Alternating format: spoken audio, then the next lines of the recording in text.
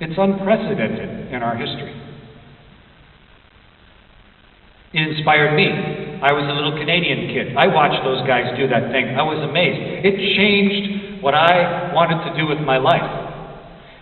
When I was on board the Russian space station Mir, I was sitting with a German astronaut, Thomas Reiter, and he had been a little German kid sitting in Germany thinking, well, we don't have a space program, but wow, that inspired me. I'm going to do different things with my life because of something somebody else did.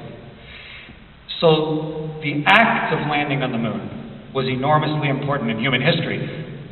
But maybe more important was later on when they got on their ship and took off from the moon and started to head home again, they noticed that they could cover up the world with their thumb. That if you held your thumb out like that, you could completely cover up our entire planet.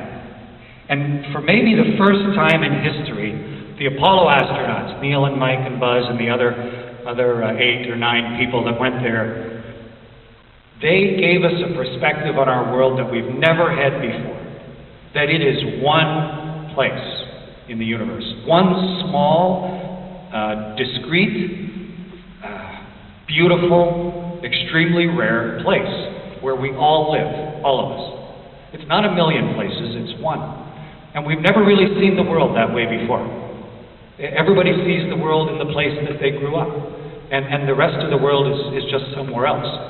But that challenging ourselves to do something absolutely unprecedented had the side benefit of showing us where we truly live.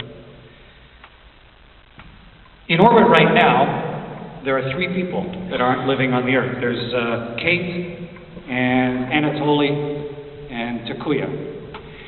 And their experience is similar.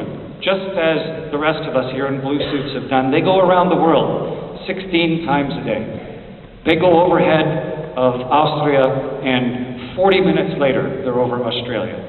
And 40 minutes later, they're over England. Around and around the world, every 92 minutes. They see the entire world in a way that we're just starting to absorb as normal. That's not the way it's been for the last million years. The world for most of us has been like this circle, the little circle of places that we know, and everything else is just sort of an unknown and slightly scary darkness. But the space station allows us to make the whole world familiar and home. And since the time of Neil and Buzz landing on the surface of the moon, we have solved some tremendous problems. Since 1990, in fact, the literacy rate in the world has gone from 50% to 80%. In just 25 years, we've done that. We have completely eliminated diseases. Smallpox in the 20th century killed 500 million people. 500 million people. The population of Western Europe was killed by smallpox in basically less than one lifetime. And we eliminated it through our own ability to face up to do something impossible.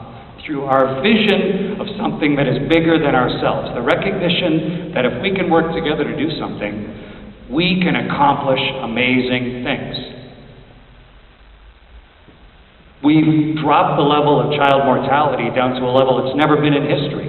Maternal mortality, the education of women, the way to communicate with each other, the things that have happened in the last 25 years are incredible, never seen before in the history of our species. But they come with a cost. There are 7.5 billion of us.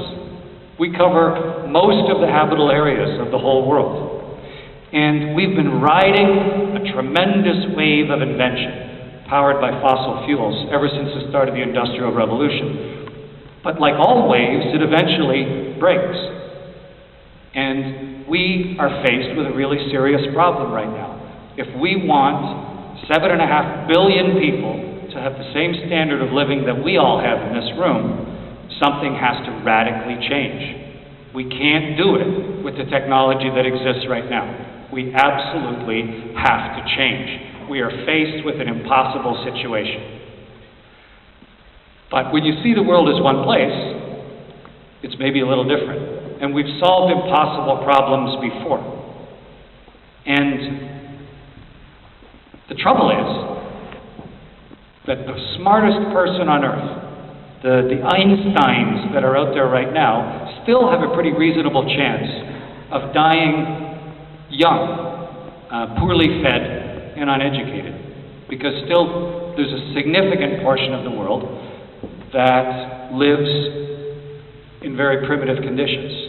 And we can't afford that. We need every brain cell that we create as a species. If we want to not only be partially successful in regions of the world, but if we want to try and raise the standard of living for as many people as possible and make it somehow sustainable, we need to give every opportunity to every young person all the way around the planet to the absolute best of our ability. And the only way we're going to do that is to see the world as one place, to stand back far enough to recognize that we're all in this together, that we all belong to the same hometown. We need to see the same vision that Neil and Mike and Buzz had. We need to have that same sense of purpose, of the fact that we are crew on the same ship.